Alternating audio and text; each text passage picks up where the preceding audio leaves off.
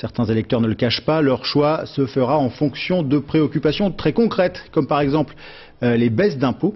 Justement, quelles sont les propositions des différents candidats en matière de fiscalité?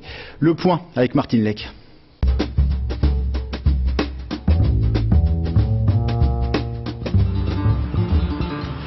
« 1991, la France remporte la Coupe Davis. Arnaud Butch est de la partie. Comme les autres, il touchera une belle prime, un bonus qui n'échappe pas au fisc.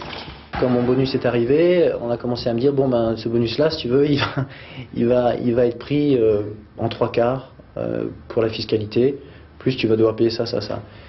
Et ça m'a un peu, je sais pas, ça m'a plombé. Il décide de s'exiler en Suisse. L'hiver dernier, un certain Johnny Hallyday en a fait autant pour venir ici, à Gstaad. Ce qui a relancé le débat, faut-il ou non baisser les impôts des riches contribuables? Les économistes ne sont pas convaincus. Après tout, si les riches s'en vont, c'est pas forcément une mauvaise nouvelle. Ce qui est très important en revanche, c'est que les activités économiques, celles qui fournissent de l'emploi et des salaires et aussi d'autres types de revenus fiscaux à l'État, se localisent sur le territoire français.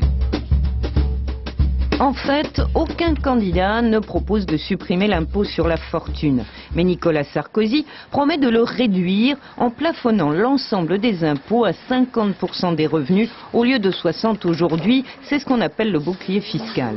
Il propose aussi d'expérimenter la TVA sociale, c'est-à-dire d'augmenter cette taxe sur certains produits pour financer les dépenses sociales. Globalement, pour lui, les prélèvements obligatoires, c'est-à-dire l'ensemble des impôts et des charges, doivent baisser de 4 points en 10 ans.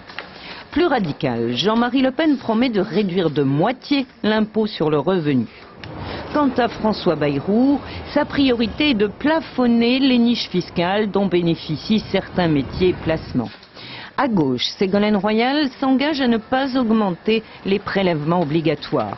Mais surtout, elle propose de revoir l'impôt sur les sociétés, un impôt modulé en fonction du réinvestissement des bénéfices.